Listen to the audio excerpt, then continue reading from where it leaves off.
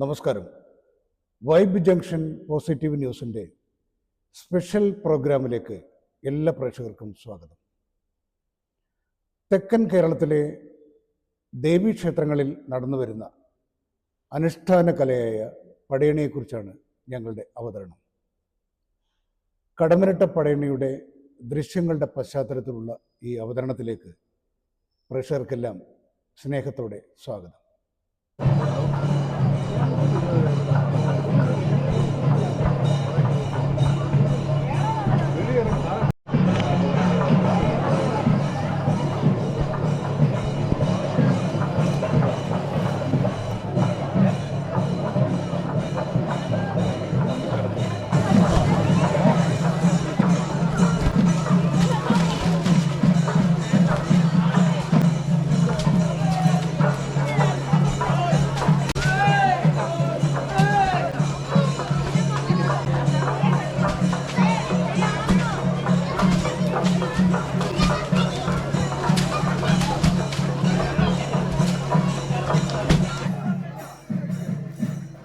ദാരിക നിഗ്രഹത്തിന് ശേഷം ഭദ്രകാളിയുടെ കോപം ശമിക്കാതെ വന്നപ്പോൾ ശിവന്റെ നിർദ്ദേശാനുസരണം ഭൂതഗണങ്ങൾ വിവിധ കോലങ്ങൾ കെട്ടിയാടി കോപം ശമിപ്പിച്ചു എന്നാണ് ഐതിഹ്യം. വസൂരി എന്ന മഹാമാരിയോടുള്ള ഭയമാണ് ഈ അനുഷ്ഠാനത്തിലേക്ക് വഴിതെളിച്ചതെന്നും ഭദ്രകാളിയെ പ്രീതിപ്പെടുത്തി രോഗമുക്തി നേടുക എന്ന ലക്ഷ്യവും അതിനുണ്ടായിരുന്നു എന്നുമുള്ള നിരീക്ഷണങ്ങളും നിലവിലുണ്ട്. പിശാച്, യക്ഷി, പക്ഷി, മാടൻ, മർദ എന്നീ പഞ്ചകോലങ്ങൾക്കൊപ്പം ഭൈരവി, കാലൻ എന്നിവയാണ് പ്രധാന കോലങ്ങൾ.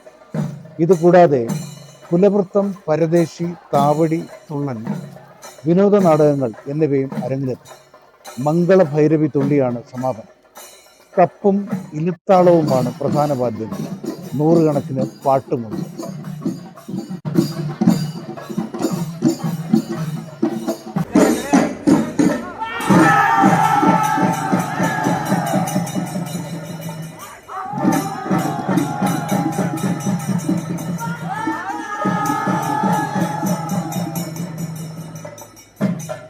ഇരുളും വെളിവതില്ല.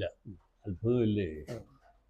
ഇരുട്ടുമില്ല. ഒന്ന് ഇരുട്ടുണ്ടാവും, അല്ലെങ്കിൽ വെളിച്ചമുണ്ടാവും. അത് മസ്റ്റാണ്. അതിനേക്കാൾ സങ്കല്പം എന്താണ്?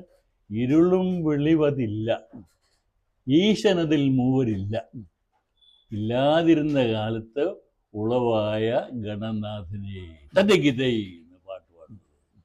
ഇരുളും വെളിവതില്ല, ഈശനതിൽ മൂവരില്ല, തീരുന്ന നാളുളവായ ഗണനാഥനെ തന്റെ ഗീതൈ പാടുന്നത്.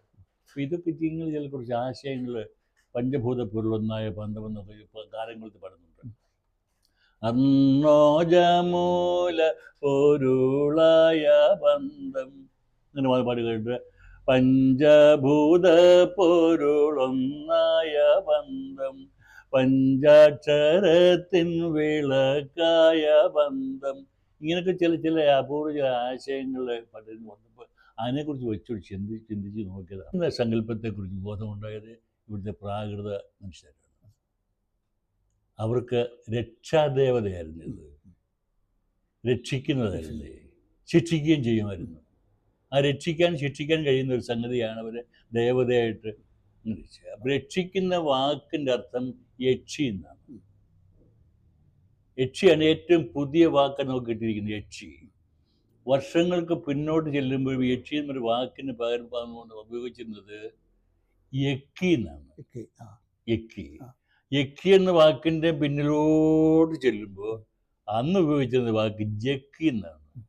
ആ ജക്കി എന്ന വാക്കിൻ്റെ പുറകോട്ട് ചെല്ലുമ്പോൾ അന്ന് ഉപയോഗിച്ചിരുന്ന വാക്ക് രക്കി എന്നാണ്. ചരിത്രം ഇത്. ഈ രക്കി എന്ന് പറഞ്ഞ വാക്ക് എവിടുന്ന് കിട്ടുന്ന അറിയോ? ബുദ്ധൻ്റെ ജീവിതത്തിന് അപ്പുറത്ത് പാലി ഭാഷയിൽ നിന്നുള്ള വാക്കാണ്. കരിനാഗേക്ഷി എന്നൊരു സംഗതിയുണ്ട്, പഴയക്കാട്ടുള്ളതാണ്. കരിനാഗ എന്ന് പറഞ്ഞാൽ ഒരു കരിമണ്ണ, ഭൂമിയെ പ്രധാനം ചെയ്യുന്ന പ്രതീകമാണ് കരിനാഗേക്ഷി. സ്ഥിരനാഗേക്ഷി, അലനാഗേക്ഷി എന്ന് പറഞ്ഞ പദ്ധതിക്കട്ടുണ്ട്. ആദ്യകാലത്തുണ്ടായിരുന്ന അത് സ്ഥിര ജലമല്ലേ, ജലത്തെ പ്രതിനിധീകരിക്കുന്ന സ്ഥിരനാഗേക്ഷി. എരിനാഗേക്ഷി. എരിയുന്നത് എന്തോന്നാ സാറേ? തീയല്ലേ? ആ സിമ്പിൾ അല്ലേ? ആ എരിയുന്ന ആ ഒരു നാഗേക്ഷി ഉണ്ട്, ആ ഒരു രക്ഷാധിപതി ഉണ്ട്, അത് എരിനാഗേക്ഷി അഗ്നിയായില്ലേ? ഭദ്ര വായുവല്ലേ പറഞ്ഞത്? പറനാഗേക്ഷി ആദ്യ ജനത്തിന്റെ റിസൾട്ടുകളാണ്. പറനാഗേക്ഷി പറയാനുള്ള ഉപയോഗിക്കുന്നതാണ്, പറ അളക്കാൻ ഉപയോഗിക്കുന്നതാണ്, പറയാൻ ഉപയോഗിക്കുന്നതാണ്, പറക്കാൻ ഉപയോഗിക്കുന്നതാണ്. പറക്കണമെങ്കിൽ ചിറവ് മാത്രം പോരാ, വായു വേണം. പറയണമെങ്കിൽ വാ മാത്രം പോരാ, നാക്ക് മാത്രം പോരാ, വായു വേണം. അപ്പൊ പറ എന്നെ പ്രതികരിക്കുന്നു, വായുവിനെ പ്രതികരിക്കുന്നു. പറനാഗേക്ഷി വായു ആയില്ലേ? പരനാഗേക്ഷി പരമോന്നതം എന്ന് പറഞ്ഞാൽ ഏറ്റവും ഉയരം കൂടുതൽ.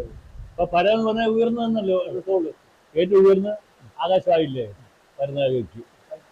അത്രയും മാത്രമല്ല, അതിന്റെ എല്ലാം കൂടി ചേരുവേണ്ട ഒരു സാധനം ഉണ്ടല്ലോ, മായേക്ഷി. ജീവിതം, ജനിക്കുന്നു, ജീവിക്കുന്നു, എന്ന് പറയുന്ന കഥ ഉണ്ടാക്കിയതാണ്, മനഃപൂർവ്വം ഉണ്ടാക്കിയതാണ്. ആരുണ്ടാക്കി? ശാക്തേയ സംസ്കാരക്കാരും കൃതയുഗക്കാരും കൂടെ മനഃപൂർവ്വം ഉണ്ടാക്കിയ ഒരു സാധനമാണ് രാജാസുര. അസുരന്മാരും അമ്മമാരും ഉണ്ട്, അവർ തമ്മിൽ യുദ്ധം നടന്നിട്ടുണ്ട്. പലരുമാരുടെ സ്വന്തം മോന്തകരവന്മാരുടെ കാര്യം, ശുംഭന്മാരുടെ കാര്യമൊക്കെ നമുക്കറിയാം.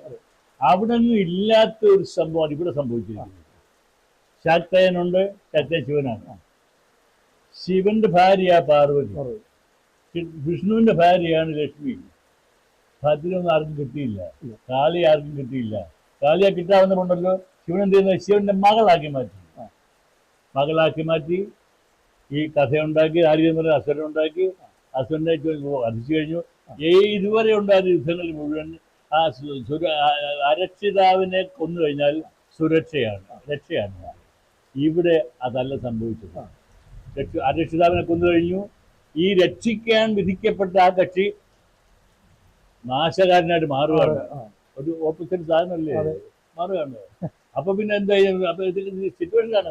ആ മാറിക്കഴിഞ്ഞപ്പോ ഇവര് അറിഞ്ഞു കയറി വരികയാണ്, സമാധാനിപ്പിക്കണ്ടേ. അപ്പൊ ശിവന്റെ ഈ ഭൂതഗണങ്ങളൊക്കെ ഉണ്ടല്ലോ, അർജുനൻ ഗണപതി മുരുകൻ ഗണപതിയൊക്കെ ഉണ്ട്. ഇവർക്ക് കൈ കിറ്റ് വെച്ച് സമയം നോക്കിയൊക്കെ ഇല്ല, കൈ കിറ്റ് സാധനങ്ങൾ വെച്ചിട്ട് കൊട്ടുകയും പാടുകയും തൂവുകയും ഒക്കെ ചെയ്തു. അങ്ങനെ അവസാനം ആയപ്പോഴത്തേക്ക് കാളിയെ കോപവും ശമിച്ചു എന്നാണ് സങ്കല്പം. ഈ കഥ മനഃപൂർവ്വം ഉണ്ടാക്കിയ കഥയാണ്. കടപ്രയാശാന്റെ ശിഷ്യന്മാരാണെന്ന് വിശ്വസിക്കുന്നത്. ആ ഒരു അനുഭവം എങ്ങനെയായിരുന്നു അദ്ദേഹത്തിന്റെ കാലം? പിന്നീട് എത്ര തലമുറ നിങ്ങളുടെ ജൂനിയേഴ്സ് എന്തുമാത്രം പേർക്ക് പരിശീലനം ലഭിച്ചിട്ടുണ്ടാവും? തലമുറ എന്ന് പറയുമ്പോൾ ഞാനൊരു 30 വർഷം ആശാന്റെ കൂടെ അരവിന്ദാക്ഷൻ എന്ന് പറയുന്ന ആശാൻ. അപ്പോൾ ആ പുള്ളിയുടെ കൂടെ ആയിരുന്നു നമ്മളെ ഈ അരവിന്ദാക്ഷൻ ആശാൻ എന്ന് പറഞ്ഞ പുള്ളിയെ ഞങ്ങളെ കൊണ്ടുവരുന്നുണ്ട്. ഞങ്ങൾ അടുത്ത താമസം വീട്ടുകാരാണ്. അപ്പം അങ്ങനെ ഇവിടെ വരുന്നതുകൊണ്ട് ഈ കടപ്രയാശാനെ ഇവിടെ നമ്മൾ കാണാൻ തുടങ്ങി. അപ്പോൾ ആ പുള്ളി അവരുടെ രീതിയിൽ തന്നെ നമ്മൾ ചെയ്തു പഠിച്ച്, അങ്ങനെ അത് പ്രത്യേക ഫീസോ അങ്ങനെയുള്ള കാര്യങ്ങളൊന്നുമില്ല, അവർ പറഞ്ഞുതരും, അതുപോലെ നമ്മൾ ചെയ്ത് അങ്ങനെ ശീലിക്കുന്നു. പച്ചപ്പാളയും കുരുത്തോലയും കവുങ്ങിൻ വാരിയുമാണ് കോലം നിർമ്മിക്കാൻ ഉപയോഗിക്കുന്നത്. വെള്ള, മഞ്ഞ, കറുപ്പ്, ചുവപ്പ്, പച്ച എന്നിവയാണ് കോലം എഴുതാനുള്ള വർണ്ണങ്ങൾ. പാളയുടെ പുറം തൊലി ചെത്തി നീക്കിയ വെളുത്ത പ്രതലത്തിലാണ് കോലം എഴുതുന്നത്. മാവില, തണുങ്ങ്, ഉണങ്ങിയ വാഴയില എന്നിവ കരിച്ചാണ് കറുപ്പ് നിറം ഉണ്ടാക്കുക. ചുവപ്പിന് ചെങ്കല്ലും മഞ്ഞയ്ക്ക് മഞ്ഞൾ വർഗത്തിൽപ്പെട്ട ചെടികളുടെ കിഴങ്ങും ഉപയോഗിക്കും. പാള ചെത്തുമ്പോഴുള്ള വെളുത്ത ഭാഗം വെള്ള നിറമായും ചെത്താത്ത ഭാഗം പച്ചയായും ഉപയോഗിക്കുന്നു. വിപണിയിൽ ലഭിക്കുന്ന വർണ്ണങ്ങളും ഇന്ന് കോലം എഴുതാൻ ഉപയോഗിക്കുന്നു.